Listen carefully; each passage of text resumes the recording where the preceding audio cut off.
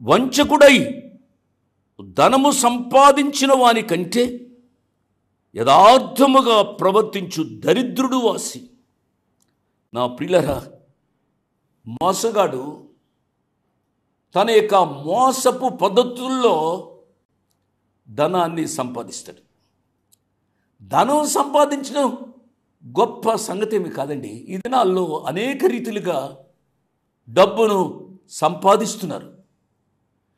ఈ దినాల్లో ఎలా ఉంది అని అంటే, ఎవరికి డబ్బు ఎక్కువగా ఉంటుందో వారినే గౌరవిస్తున్నారు, వారి దగ్గరికి 10 మంది వెళుతున్నారు.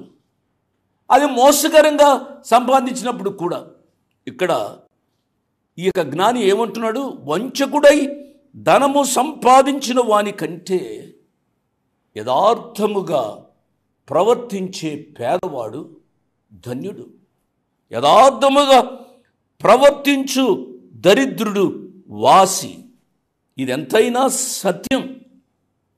బుద్ధిమంతుడైన కుమారుడు తన తండ్రి చెప్పింది చేస్తాడు. ఇదే సామెతల గ్రంథం 19వ అధ్యాయము 1వ వచనాన్ని చదువుతున్నాను. యథార్థముగా ప్రవర్తించు దరిద్రుడే శ్రేష్ఠుడు. వినరు కదా? యథార్థముగా ప్రవర్తిస్తూ దారిద్ర్యము, పేదరికము అనుభవిస్తున్నప్పుడు కూడా ఏమీ విచారపడవద్దు బాబు, అమ్మ. అట్టివాడే శ్రేష్ఠుడు అని దేవుని యొక్క వాక్యం సెలవిస్తుంది. తాత్కాలికంగా కొన్ని సంవత్సరాలు మనుషుల దృష్టిలో మనం తక్కువగా చూడబడవచ్చు, కానీ దేవుని దృష్టిలో నువ్వు శ్రేష్టమైన వాడువుగా, శ్రేష్టమైన దానువుగా తీర్చబడతావు అనే సత్యాన్ని గమనించాలి. గొర్రెల కాపరి వలె ఆయన తన మందను మేపును. తన బాహువుతో గొర్రె పిల్లలను కూర్చి రొమ్మున ఆనించుకొని మోయును. పాలిచ్చు వాటిని ఆయన మెల్లగా నడిపించును. ఇక్కడ మీరు గమనించండి, మనం ఇప్పుడు 11వ వచనం చదివాం కదా. ఈ 11వ వచనంలో మీరు గమనిస్తే గొర్రెల కాపరి ఎవరు? ఆయనే. ఎందుకు గొర్రెల కాపరికి గొర్రెతో మనం పోల్చబడ్డాము? ఆలోచించండి.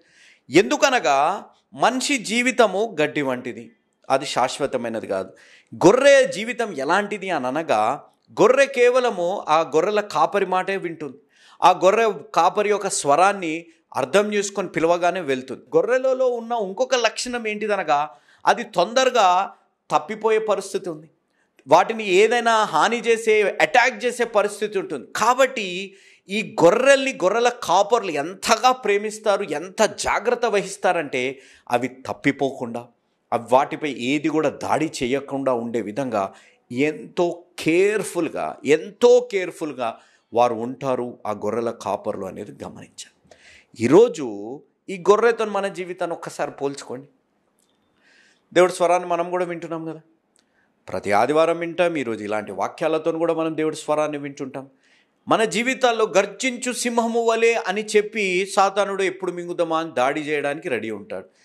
మనం క్రీస్తులో ఉండి ధైర్యంగా ఎదుర్కొంటామా? భయం అనేది ఫస్ట్ వచ్చేస్తుంది. ఆ భయంతో వాడికి లొంగిపోతాం. ఇంకొకటి, తొట్టిల్లిపోతుంటాం. మన జీవితాల్లో వేరే మార్గంలో వెళ్ళిపోయే పరిస్థితి చాలా ఈజీ, వలరబుల్. ఎంత ఈజీ అంటే ఎవరినైనా ఇంకొక మార్గంలో నడిపించడం లేదో కష్టమే, కానీ క్రైస్తవుల్ని లోకం వైపు ఆకర్షించడం ఇంత ఈజీ, సులభమైనది. ప్రేమలో పడేయడం, వ్యసనాలకు అలవాటు చేయడం, పలానా చాలా ఈజీ. కానీ గొర్రెల కాపరి అండర్గా మనం జీవిస్తే ఆయన చాలా జాగ్రత్తగా వహిస్తాడు. ఎంత జాగ్రత్తగా వహిస్తాడంటే ఆయన చేతుల్లో ఎత్తుకుంటాడు, ఆయన హృదయానికి హద్దుకొని జీవిస్తాడు. ఆయన మన జీవితాలు అంత బహుగా మనల్ని ప్రేమించి ఆ గొప్ప రీతిలో మన పట్ల జాగ్రత్తగా ఉంటారు అనేది గమనించాలి.